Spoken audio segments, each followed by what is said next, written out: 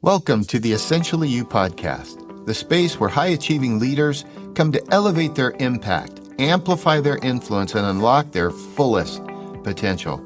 Hey, I'm your host, Mark Mathia, and I believe that great leadership starts with clarity, courage, and a commitment to growth.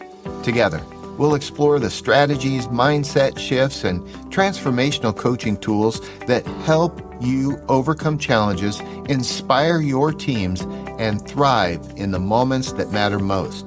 Now, this isn't just about leading others, it's about leading yourself first. It's about stepping into alignment, driving meaningful change, and owning your power to create a legacy of excellence. Each week, we'll share insights, real-world lessons, and inspiring conversations to help you elevate your moments. Let's dive in. Hey friends, welcome back to the Essentially You podcast. I'm Mark Mathia, and today I've got something a little bit crazy to unpack. Now, what if I told you everything we've been taught about leadership is totally upside down? What if the real power isn't in the leader's hands, but in the quiet, unspoken demands of the people who follow? Now, I'm really excited to offer us all kind of a wake-up call because we're diving into what I call a hidden revolution that's rewriting the rules of influence, and it may not be what we think. Gallup just dropped a bombshell. 56% of people worldwide, according to their poll, say hope is the number one thing they crave from leaders. Hope. Not strategy, not knowledge, not charisma, hope. And yet, most leaders are still obsessed with things like control. Well, today I hope to flip the script. I got some stories, I got some numbers, and I hope it'll help us rethink everything. I think we need to wake up a bit. It seems to me we're in the midst of a follower's rebellion. And, well, quite honestly, I get that. You see, at the start of my career, I worked under this guy who's like this total big shot vibe. Loud, high energy, demanding, the works. But at work, I felt empty. While he barked orders, micromanaged the staff and me, I couldn't tell you where we were going or what we were shooting for or why I should even care. And as a matter of fact, it took everything I had to keep the staff from walking out. Turns out, I'm not alone. Gallup's Global Leadership Report from February 2025 says that 56% of people globally are begging for hope from their leaders. Trust comes in at a hot 33% and compassion sneaking up at 7%. And where's stability? Well, a measly 4%.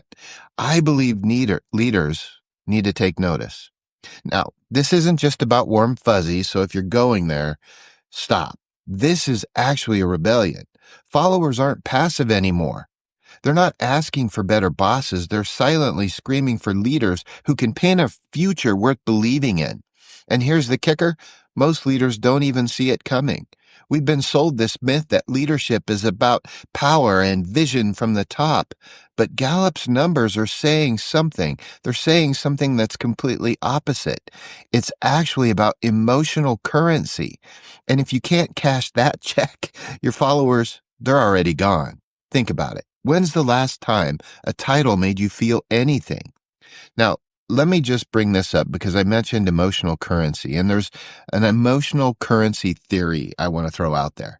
This new leadership model I'm suggesting, let's get bold with it, and let's call it something different, emotional currency. So here it is. Leadership isn't about authority. It's about trading in hope, trust, and compassion. That's emotional currency. Picture it like a marketplace. Hope is a gold standard. 56% of people say that's what keeps them going. But it isn't blind optimism. It's a tangible promise. I see where we're headed, and it's worth the fight. Gallup found that suffering spikes happen when hope dips. And that's not a coincidence. It's a warning to us all. Then there's trust, clocking in at 33%. I would have probably guessed that would have been first, but it's not about credentials anymore. It's not about what your past is. It's built when you admit you don't have all the answers, but you still show up. Followers are done with polished facades and faking it till you make it. I mean, who trusts a robot in a suit? And then compassion, which came in at 7% globally, but don't sleep on it. It's not coddling. It's seeing people as humans. I love what Craig Rochelle says when he says you cannot lead people if you do not love people. And I believe that's true. They're not pawns. So we need to forget the corporate ladder. We're in an era of the emotional marketplace. And like it or not, leaders who can trade in hope and trust are going to win. The rest are going bankrupt, no matter how big their office is. So, what if your next promotion didn't depend on your resume, but on how much hope you can sell? Think about that one.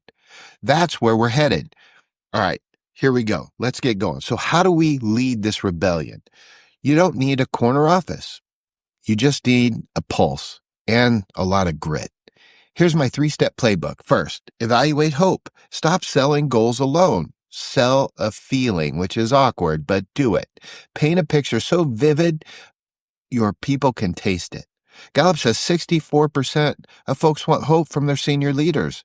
Be the voice. Imagine telling your team, we're not just hitting targets, we're building something unstoppable, and mean it. Because, boy, can't you already feel the shift? Hope alive is a movement. Second, we need to break the trust mold, ditch the script, share a failure. Mine was saying yes to too many new activities and at one point not acting fast enough to correct a poor hire. While we all still feel the impact, I'm really proud of how the organization and myself has responded to make sure we don't do that again and clean it up. See, trust isn't about perfection. It's raw honesty. 33% of followers back me up on this. Third, we got to hack compassion.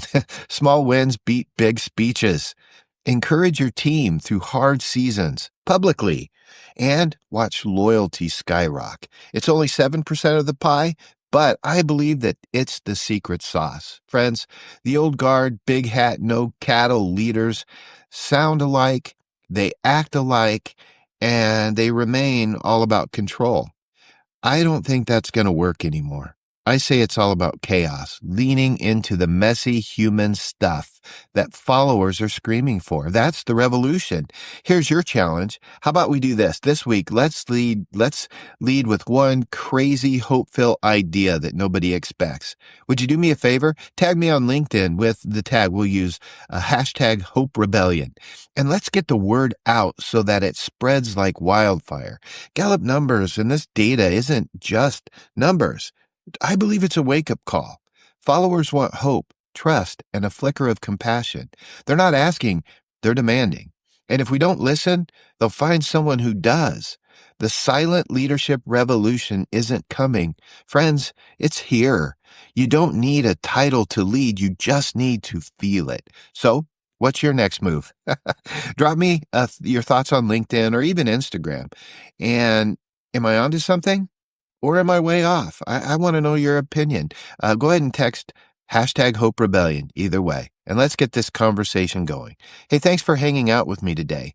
And remember, each and every day and each and every moment, elevate them because they matter.